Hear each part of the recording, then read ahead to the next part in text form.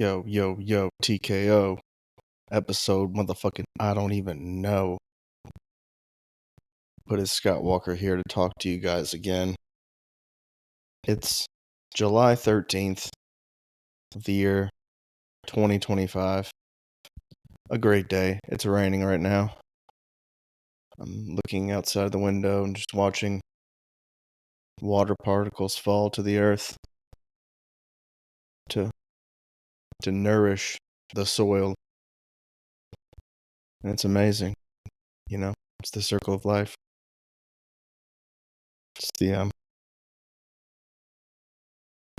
cycle of condensation, precipitation, evaporation, condensation, precipitation, evaporation. That's how it works, folks. I didn't make the rules. I just play by 'em. It's been a good week.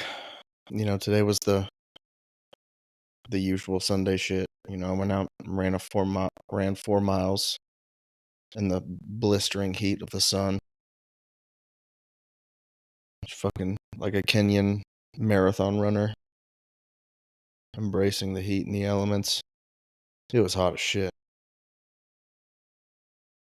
Because I was like, you know what? If I have enough energy, I'll come back and do a little sauna after the run, and then do an ice bath. And during the run, I was like, no, the run is sauna enough. We're just going to get three 16-pound bags of ice and hit the fucking ice bath right after this run.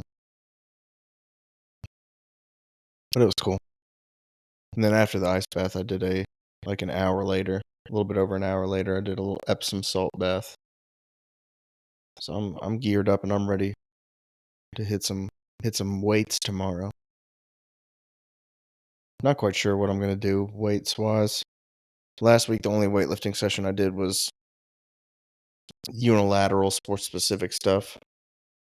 So I was training one arm at a time and doing like plyometric stuff as well.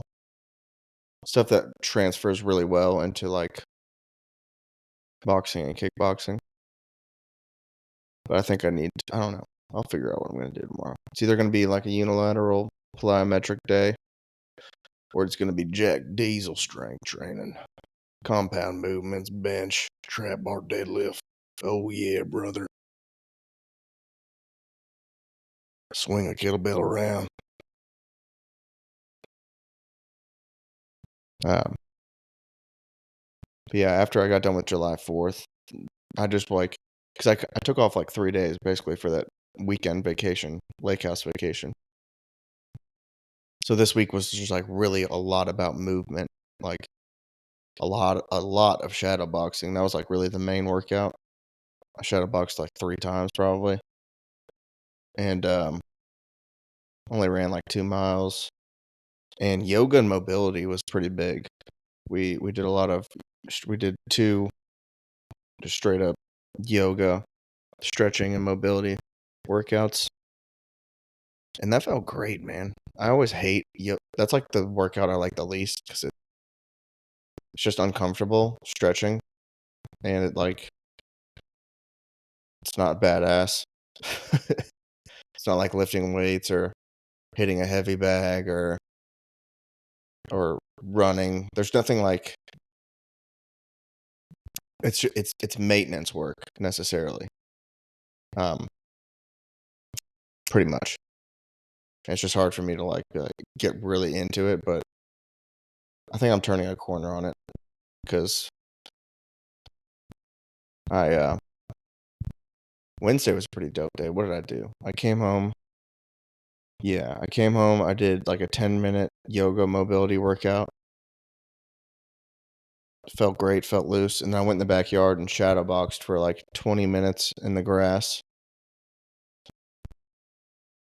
So I got some grounding in there, my feet in the grass and soil. Really zenned out, morning workout. And then after work, I went for like a little 2-mile run. And then just a 2-mile because I only had like 20 minutes to do it. And then I did like a 20-minute ice bath. So I was doing 20s because that night I went to Capri Theater in Montgomery, Alabama, and did a 20-minute set.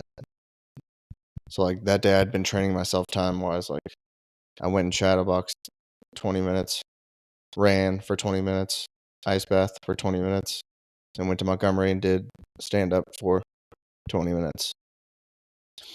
And what's crazy is when was this? Yeah, earlier in the day, like in the middle of the day, I took a break at work and just ran through my set, basically, just like tried to time it out. And I did like 23 minutes and 15 seconds. And I was like, fuck, I need to trim some shit out. So I just edited my set and then never ran it back.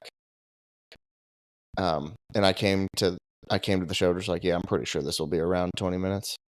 And then like in the middle of the show, there was one joke where I was like, I could take this out.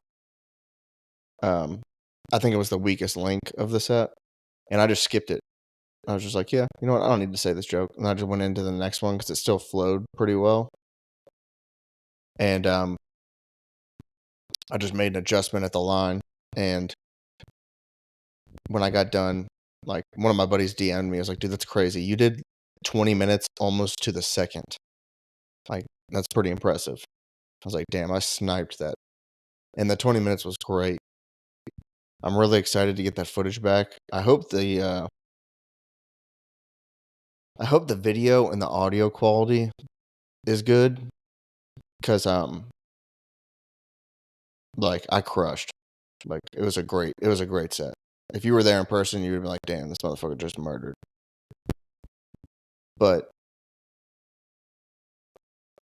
that's the one thing about getting sets recorded is like sometimes, like almost all the time I go into rooms, the audience is not mic'd. So it has to be like a really loud audience response for you to hear it in the video.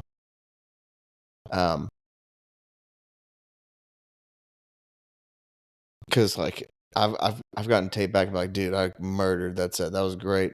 And then I watched the tape back and you can't hear the audience except for like on really loud pops.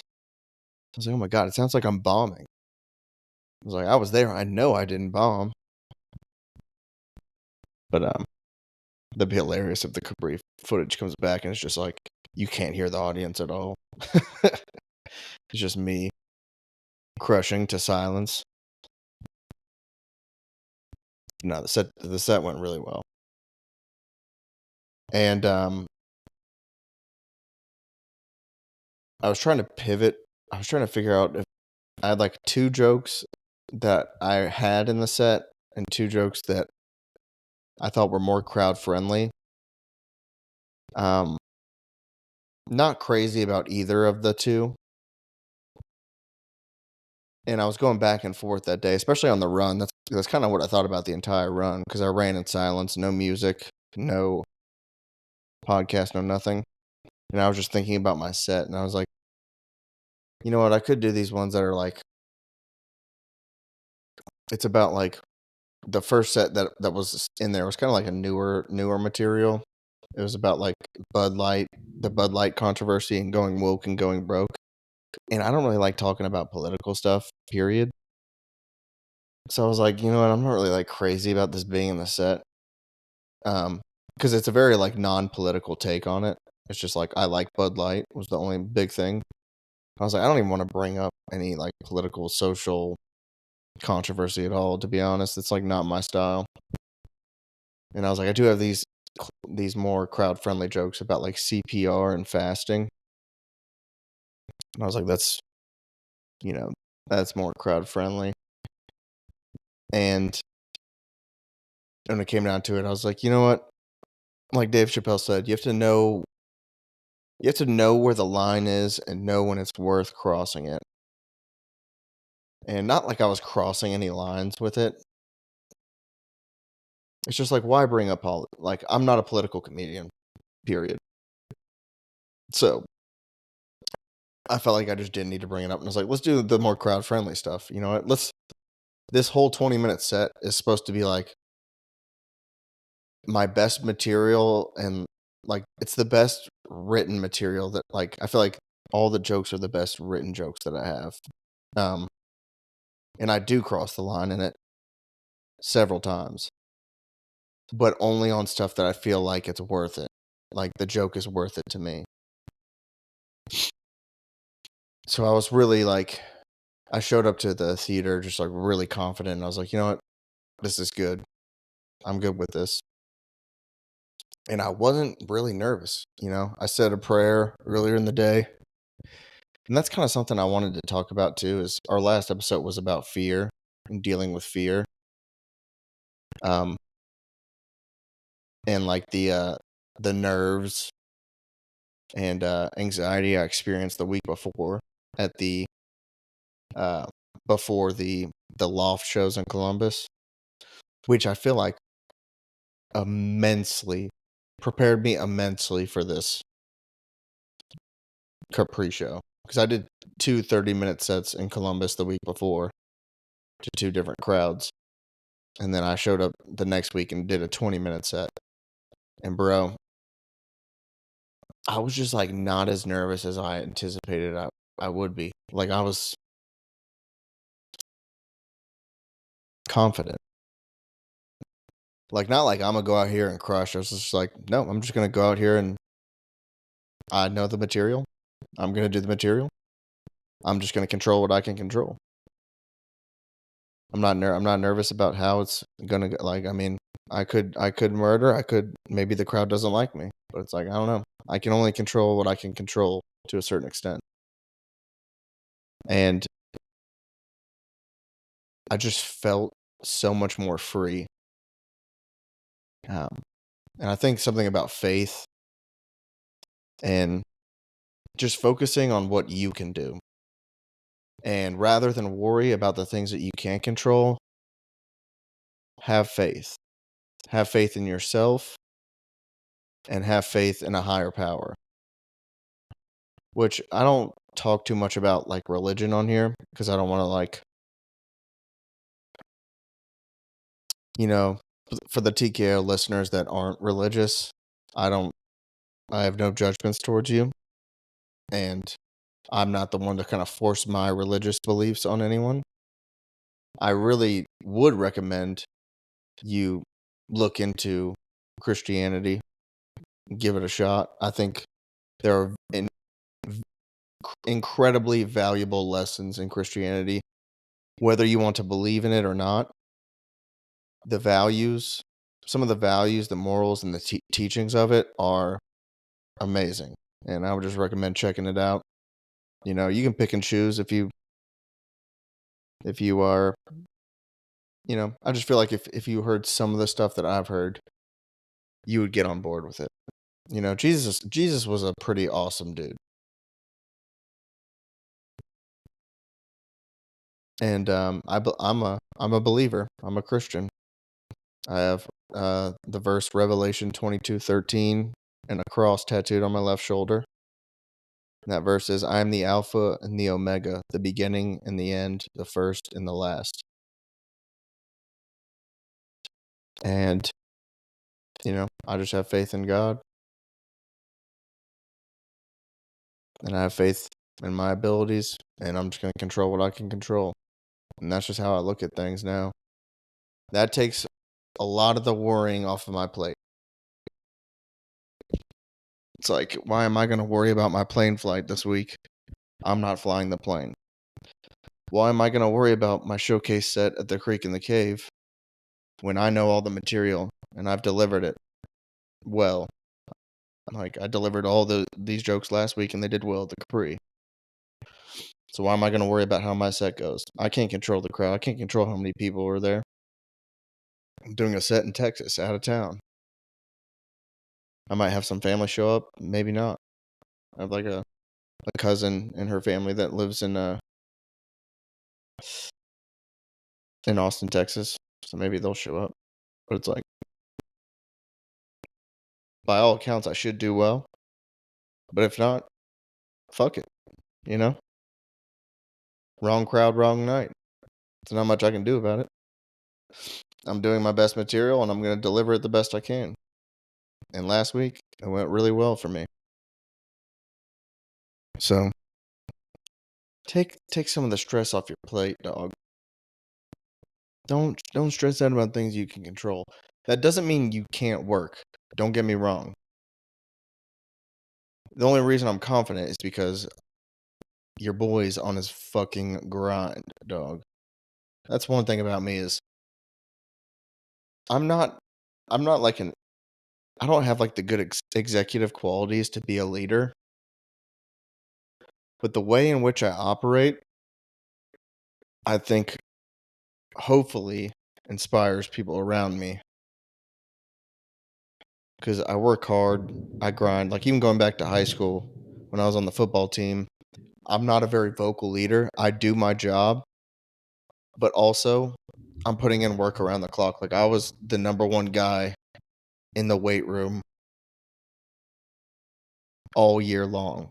Like I'm putting in work in the weight room. I'm doing the things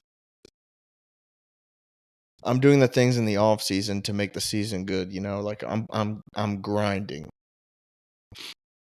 And I was on every single special teams. I was on defense and every single special teams. Whenever I could get on the field to do something to affect the game, I wanted to do it, you know?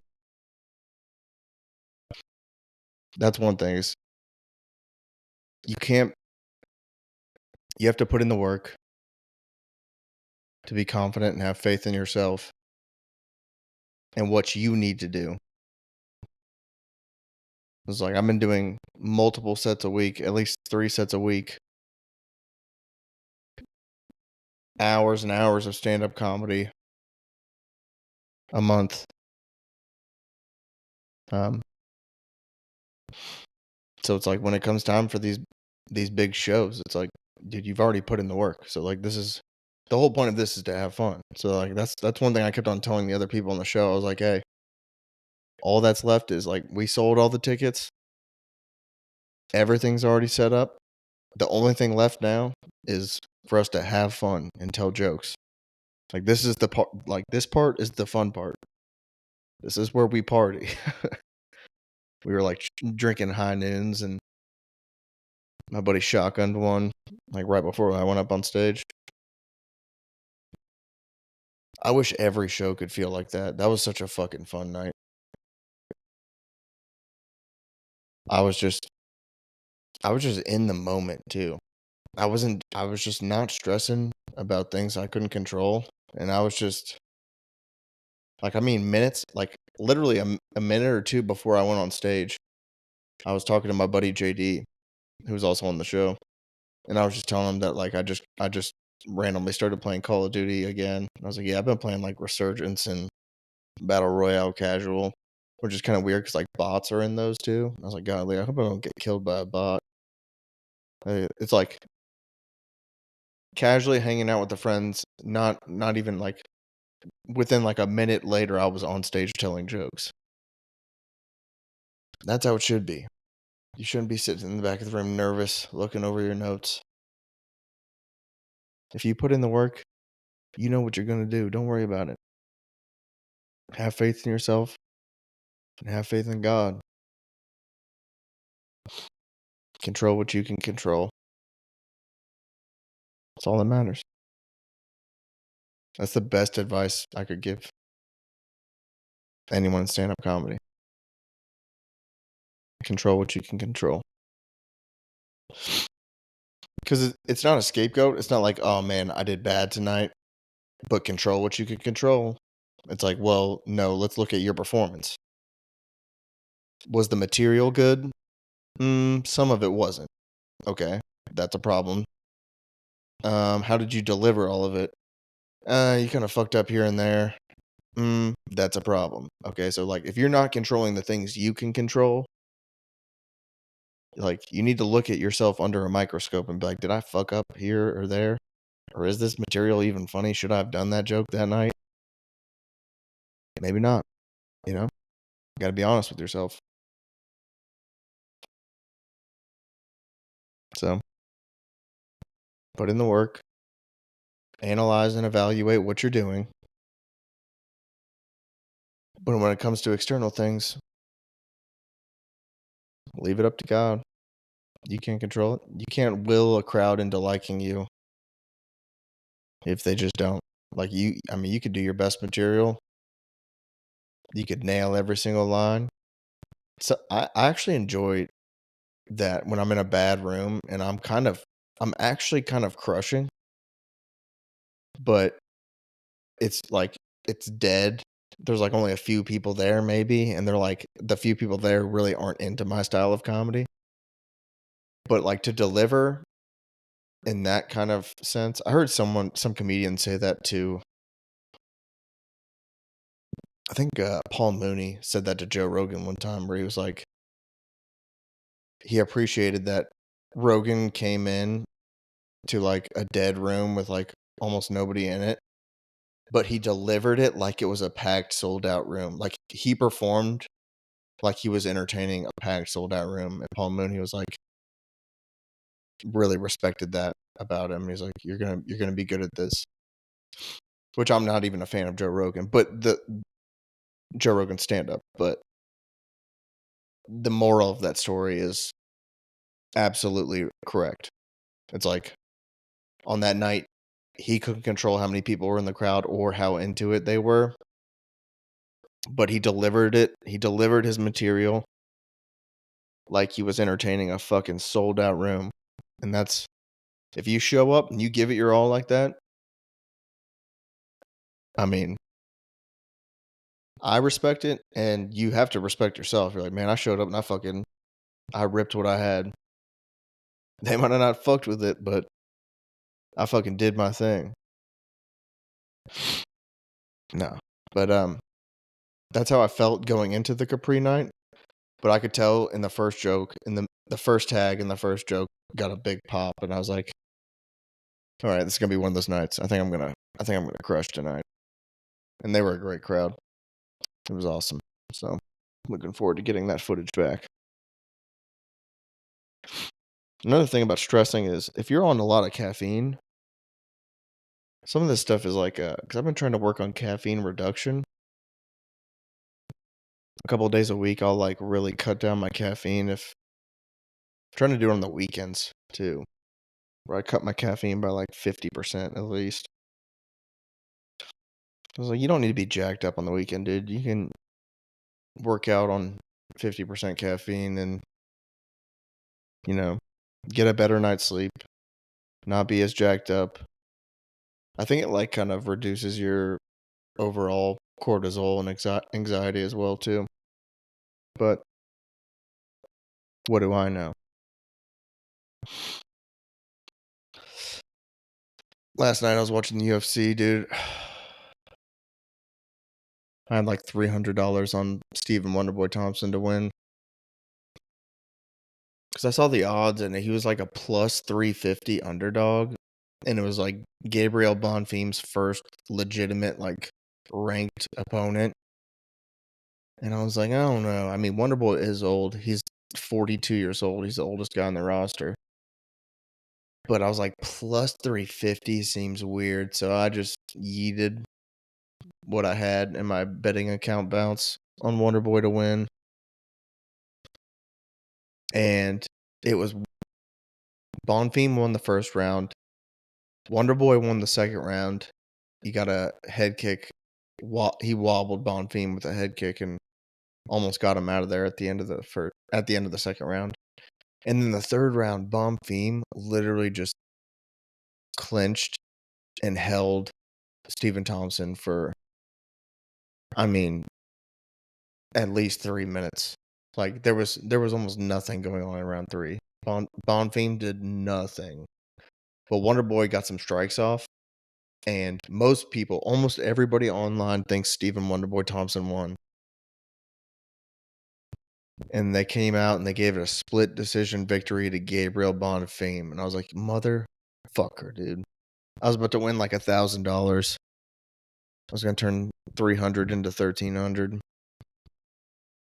I was just like, that's why I don't bet anymore. It's like, I'm not mad at the bet. I saw the odds just jumped out at me. And I was just like, Bonfim's first legitimate test versus rank opponent. Steve Wonderboy Thompson, the veteran, great at controlling fights. I was like, I got Steve Wonderboy Thompson by at least decision. Maybe you can get him out of there if he catches him with a head kick. He almost got him out of there with a head kick, and I felt like he should have got the decision. So it's like I felt like I had to take those odds. Plus, I mean, plus 350. It's like, I mean, it was a split decision loss, and it should have gone to Wonder Boy by all accounts. Like, if you pull up any post online about that fight, just scroll through the comments. It's all like Wonder Boy won. Wonder Boy got robbed. Stephen Thompson won that. 29-28 Stephen Thompson. Then I was like, you know what? This is why I don't bet anymore. It's because like I can make a high IQ bet where like I see some odds that don't make sense, and I'm like, hey, you know what? I think they got this wrong.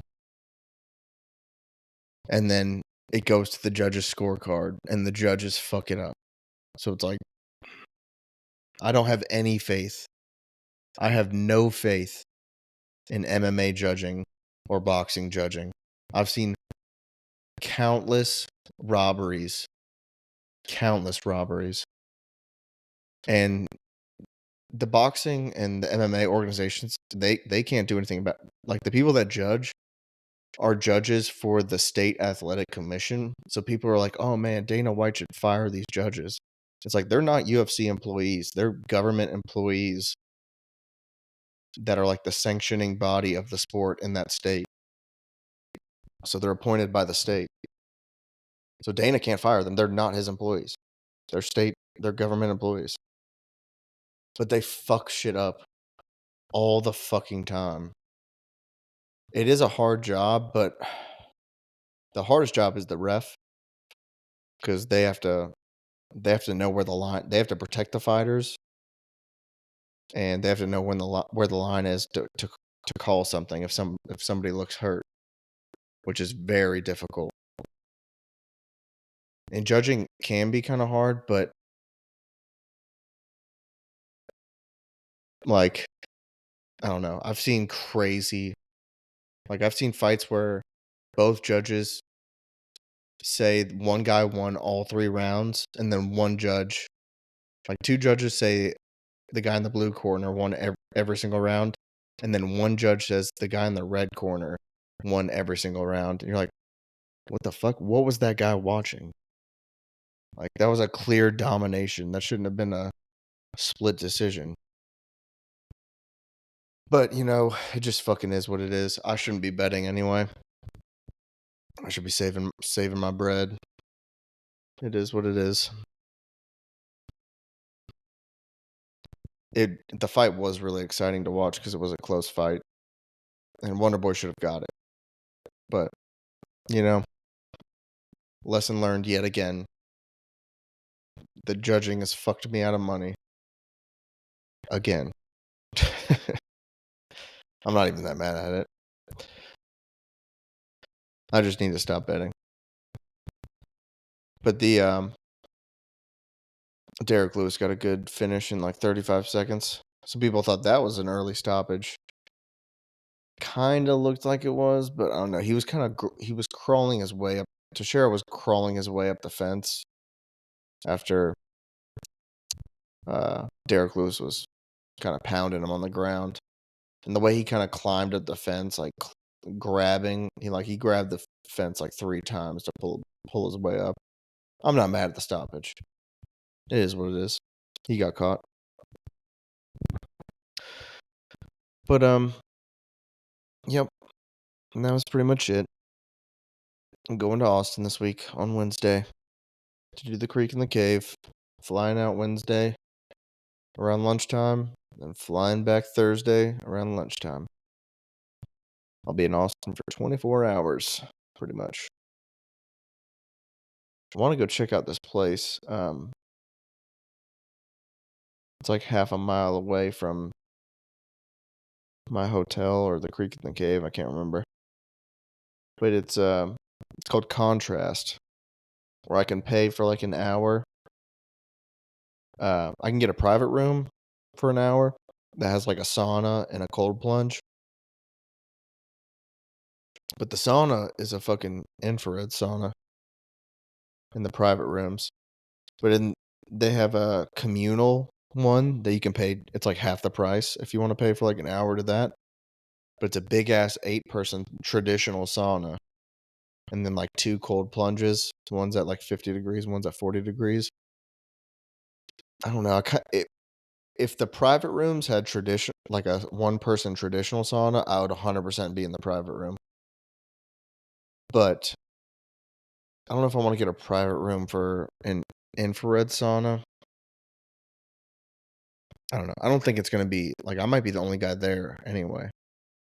So I could just get like I could do the community sauna and use one of the cold plunges. Because I want to get that traditional sauna experience before I go get some Austin, Texas barbecue and then start drinking.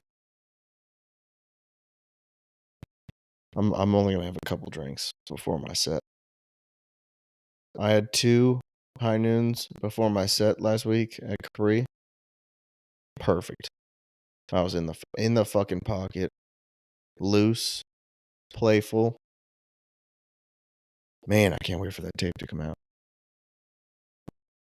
If the audio quality is good, man, that's my Moonlight Sonata.